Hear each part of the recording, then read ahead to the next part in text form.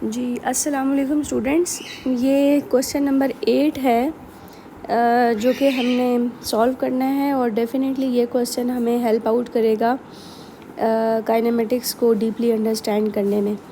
अच्छा, अब आप नोटिस करेंगे कि हमने ये टाइप ऑफ काइनेमेटिक्स हमने पहले भी पढ़ी है ओ लेवल में, लेकिन यहाँ पर जो एनालिसिस है वो ज़्यादा डीप एनालिसिस है। ओके जी, हम शुरू करते हैं। क्वेश्चन में कहता है a stone is thrown vertically upward, the variation with time T of displacement S of the stone is shown in the figure. देखें, ये ग्राफ पे उसने बताया है कि ओ से ए तक का ग्राफ मैंने मेंशन कर दिया है। ये आपको नज़र आ रहा है कि ये डिक्रीजिंग स्पीड को शो कर रहा है क्योंकि gradient of the graph is decreasing and you know that कि डिस्प्लेसमेंट टाइम ग्राफ का जो ग्रेडियंट है या डिस्टेंस टाइम ग्राफ कह लें, उसका ग्रेडियंट आपको स्पीड देता है। तो जब भी स्पीड डिक्रीज़ हो, आपको अच्छी तरह पता है कि वो डीसेलरेशन होगी। ठीक है, स्पीड आपकी डिक्रीज़ कर रही है तो ये डीसेलरेशन है। ठीक है जी, मैं यहाँ पर इसको डीसेलरेशन मैंने लिख दिया। इसका मतलब है कि आप अगर इस तरफ आ जाएं जहाँ पे ये मैंने देखें डायग्राम आपको बना के दिखाई है, 1 मिनट।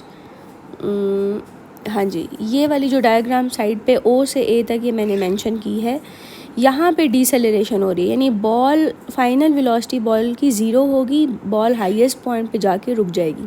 ये तो बहुत इजी बात है, हम पहले भी ये करते रहे हैं। अब आ जाते हैं ए से बी तक। तो आप नोटिस करेंगे कि ग्रेडियंट इंक्रीज़ कर रहा है और ये डिस्प्लेसमेंट टाइम ग्राफ है, तो ये इसका मतलब है कि स्पीड इंक्रीज़ करेगी और स्पीड इंक्रीज़ का मतलब होता है जी एक्सेलरेशन। ये देखिए, मैंने आपको एक्सेलरेशन लिख के दिखाया हुआ यहाँ पर। और ए से बी तक जाने में जो जर्नी है, ए से बी तक का जर्नी या इवन बी सी तक ही आप बेशक पूरा ले लें, यानी ए से सी तक का जर्नी अब आप देखें तो सारे का सारा स्पीड इंक्रीज़ है। इसका मतलब है ए से लेकर सी तक थ्रू आउट आपकी स्पीड इंक्रीज़ हो रही है, यानी आप एक्सेलरेट करें। लेकिन आप एक बात जो बड़ी इंपॉर्टेंट है यहाँ पर, वो ये है कि इनिशियल वेलोसिटी ए से सी तक के लिए इनिशियल वेलोसिटी ज़ीरो है, जबकि ओ से ए तक के लिए फाइनल वेलोसिटी ज़ीरो है। अब एक है कि ओ पॉइंट पे जो इनिशियल वेलोसिटी थी वो क्या थी, वो हमें नहीं पता। ठीक है, वो हमारी इंफॉर्मेशन उसके बारे में अभी कोई नहीं है हमारे पास।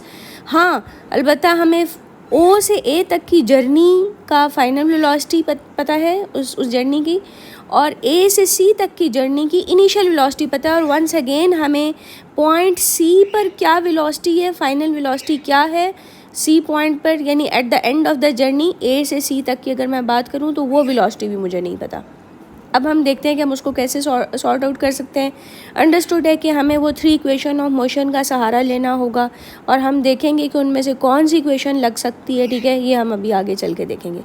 अच्छा, एक जो ये साइड पे मैंने कुछ चीज़ें मेंशन की है वो मैं आपको बता दूं कि ओ से ए तक वेलोसिटी हमारी पॉजिटिव है क्योंकि वो अपवर्ड डायरेक्शन में है, हम उसको पॉजिटिव ले रहे हैं। तो अगर अपवर्ड डायरेक्शन पॉजिटिव है तो downward direction should be negative.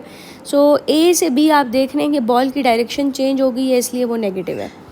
अब आप आ जाएँ बी से सी तक, तो वो भी डाउनवर्ड डायरेक्शन है, इसलिए वेलोसिटी नेगेटिव कंसिडर की जाएगी। ठीक है, तो ये इन्फॉर्मेशन भी आपको पता होना चाहिए क्योंकि जी वेलोसिटी वेक्टर क्वांटिटी है और डायरेक्शन पे डिपेंड करती है। अब डिस्प्लेसमेंट टाइम ग्राफ था ये। ठीक है, आपको पता है कि डिस्प्लेसमेंट भी वेक्टर क्वांटिटी है और अगर आप उस हिसाब से देखें तो रेफरेंस पॉइंट से अबव जो भी डिस्प्लेसमेंट होगी वो पॉजिटिव कंसिडर की जाएगी। हम रेफरेंस पॉइंट से ही तमाम किस्म के डिस्टेंसेस मेजर करते हैं। ठीक है, तो रेफरेंस पॉइंट से अबव डिस्प्लेसमेंट पॉजिटिव और रेफरेंस पॉइंट से बिलो जितनी भी डिस्प्लेसमेंट होगी वो होगी जी नेगेटिव। आप नोटिस कर रहे होंगे, आप गौर से देखें तो ये सारा ग्राफ जो है, जो कि ये ऊपर है, ये सारा पॉजिटिव डिस्प्लेसमेंट को शो करता है और यहाँ पे देखें ये डिस्प्लेसमेंट नेगेटिव है। आप नोटिस करें कि ये वाली डिस्प्लेसमेंट नेगेटिव है, तो ये वाला जो पोर्शन है ग्राफ का वो नेगेटिव आ रहा है। और आप ये भी देख सकते हैं कि यहाँ से आपने बॉल को छोड़ा था, यानी ये आपका रेफरेंस पॉइंट था, ये वाला पॉइंट, जब आपकी बॉल इस पॉइंट ओ पे थी और वो ये डिस्प्लेसमेंट सारी पॉजिटिव आ रही है, यानी रेफरेंस पॉइंट से ऊपर ये देखें, मैं ये वाली पोर्शन डिस्कस करी हूँ।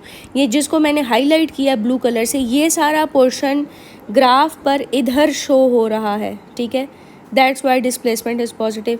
और ये देखें जी, ये वाला जो मैंने हाईलाइट किया है ब्लू कलर से, ये सारा के सारा रेफरेंस पॉइंट से नीचे बनता है, और ये देखें ये डिस्प्लेसमेंट टाइम ग्राफ पे ये वो नेगेटिव शो हो रहा है। तो ये बड़ी इंपॉर्टेंट चीज़ें हैं बेटा, इनका आप सोच रहे होंगे कि इसका क्वेश्चन से कोई लिंक नहीं है या यूज़ नहीं हो रहा। अगर नहीं यूज़ हो रहा अभी, तो ये अगले क्वेश्चन में यही प्रॉब्लम क्रिएट होती है, पॉजिटिव नेगेटिव साइन का इशू आ जाता है, आंसर गलत निकल आता है जब आप उसको वो जो इक्वेशन ऑफ मोशन में पुट करते हैं वैल्यूज़। तो अक्सर स्टूडेंट को ये प्रॉब्लम होती है कि पॉजिटिव लिखें नेगेटिव लिखें, तो वो वेलोसिटी, डिस्प्लेसमेंट, एक्सेलरेशन तीनों ही वेक्टर क्वांटिटीज़ हैं, तो इनकी डायरेक्शन का हिसाब रखना बहुत ज़रूरी है। हाँ, अगर कहीं डिस्टेंस लिखा हुआ हो तो फिर तो जाहिर है जैसे फॉर एग्जांपल आप इस क्वेश्चन में देखें, the distance travel from t is equal to 0 to t is equal to 3 second. तो यहाँ पर कोई टेंशन नहीं है क्योंकि उसने डिस्टेंस कहा है, और आपको पता है डिस्टेंस जो है वो स्केलर है, तो उसके साथ तो आप पॉजिटिव ही लगाओगे, तो यहाँ पे कोई परेशानी की बात नहीं है, ठीक है।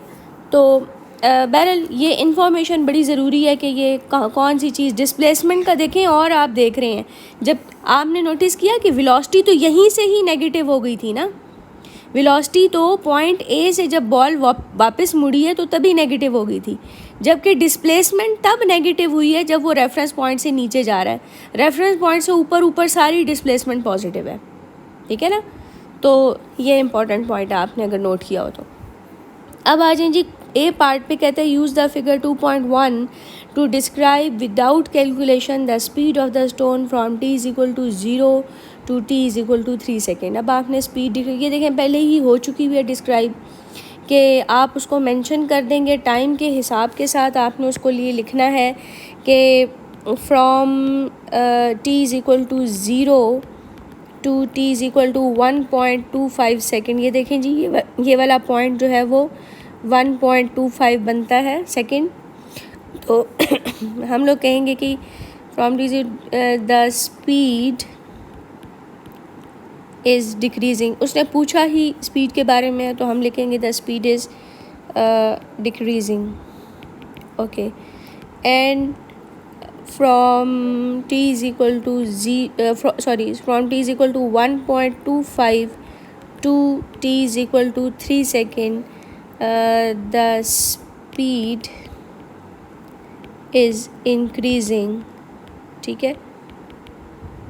साथ में लिख देंगे बट इन ऑपोजिट डायरेक्शन, ये ज़रूर मेंशन कीजिएगा, ठीक है। अगर ये आपने ना लिखा तो काम ख़राब हो जाएगा। आप ये ना कहिएगा कि जी स्पीड तो स्केलर क्वांटिटी है तो इसका क्या ज़रूरत है, लेकिन कुछ चीज़ें मेंशन करनी अक्सर मार्किंग स्कीम में लिखी होती हैं, ब्रैकेट में जो भी मार्किंग स्कीम में हो वो लाजमी लिखना होता है, तो आपने यहाँ पर बट इन ऑपोजिट डायरेक्शन लिख लिया। ये जी हमारा हो गया ए पार्ट। अब आ जाते हैं बी पार्ट पे, कहते हैं assume air resistance is negligible and therefore the stone has a constant acceleration. Air resistance नहीं है तो एक्सेलरेशन कांस्टेंट होगी। ये मैं आपको जल्दी से प्रूफ कर देती हूँ कि हमें पता है कि F net is equal to M A है, और जब एयर रेजिस्टेंस नहीं होगी तो बॉडी के ऊपर सिर्फ़ और सिर्फ उसका वेट एक्ट कर रहा है जी, एफ नेट यानी कि सम ऑफ ऑल द फोर्सेस। तो इस वक्त हमारे पास सिर्फ एक ही फोर्स है, वो है वेट, और डब्ल्यू जो है वो एम जी के इक्वल होता है जी, और ये एम ए आ गया, एम कैंसिल हो गया, यानी acceleration is constant, that is 9.81। ये मैंने आपको याद दिला दिया कि ये ऐसे होगा। इसको हम रेज़ कर देते हैं, ठीक है, क्योंकि हमारे पास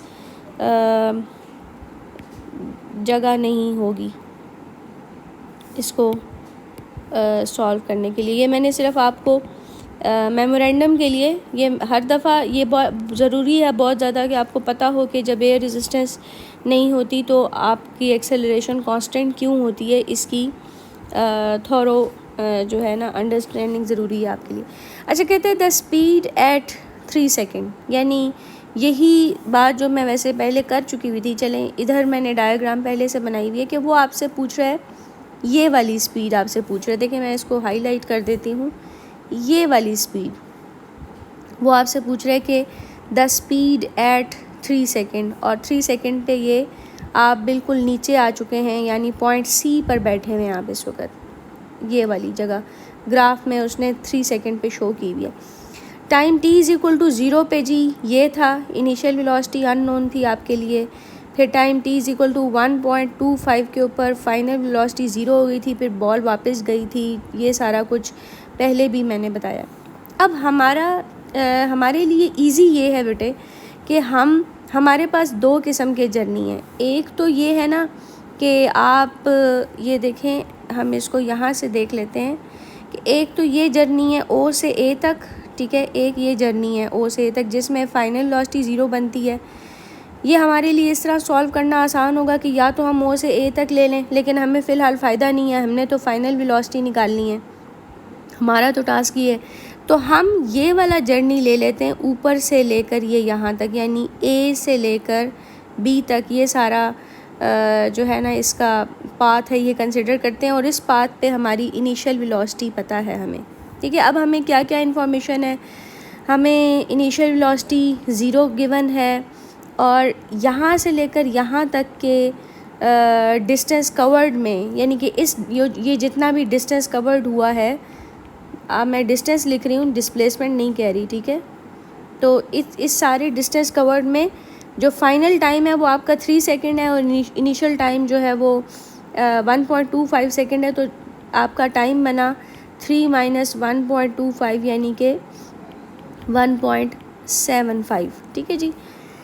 ओके, अब हमें फ़ाइनल वेलोसिटी नहीं पता, ठीक है, वो हमने फाइंड आउट करनी है। लेकिन हमें एक्सेलरेशन की वैल्यू पता है, दैट इज़ 9.81 मीटर पर सेकेंड। क्या बहुत इजी है जी, हम फार्मूला लगा लेते हैं VF is equal to VI plus AT, और यहाँ से initial velocity 0 and acceleration 9.81 times 1.75, ये आपकी आ जाएगी वेलोसिटी। ये मैं कैलकुलेटर पे कैलकुलेट कर लेती हूँ, 1.75 मल्टीप्लाइड बाय 9.81, और ये आंसर आ रहा है जी 17.16, ठीक है, 17.16। लेकिन आपको पता है कि आपने यहाँ पे देखें, नोटिस करें कि ये इसके 2 सिग्निफिकेंट फिगर हैं रॉ डाटा के।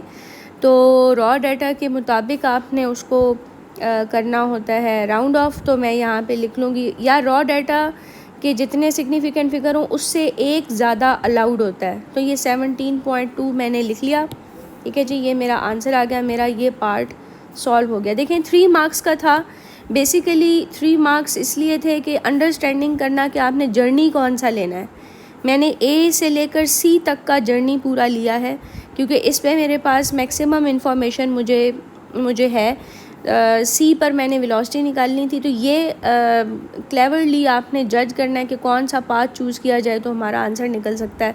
वरना मोस्टली स्टूडेंट यहाँ पे परेशान होते हैं कि ग्राफ में कोई वैल्यू मेंशन नहीं है, तो हम क्या करें। तो बेसिकली इस ग्राफ को आपने पहले इंटरप्रेट करना है, डायग्राम की फॉर्म में उसको ट्रांसलेट करना है। ये देखें, मैंने जैसे इसमें आपको नज़र आ रहा होगा, ये देखें, मैंने डायग्राम की फॉर्म बना ली थी पहले, और इससे 2 जर्नी कंसिडर कर ली है, और उसके बाद मेरा मसला हल हो गया। ओके जी।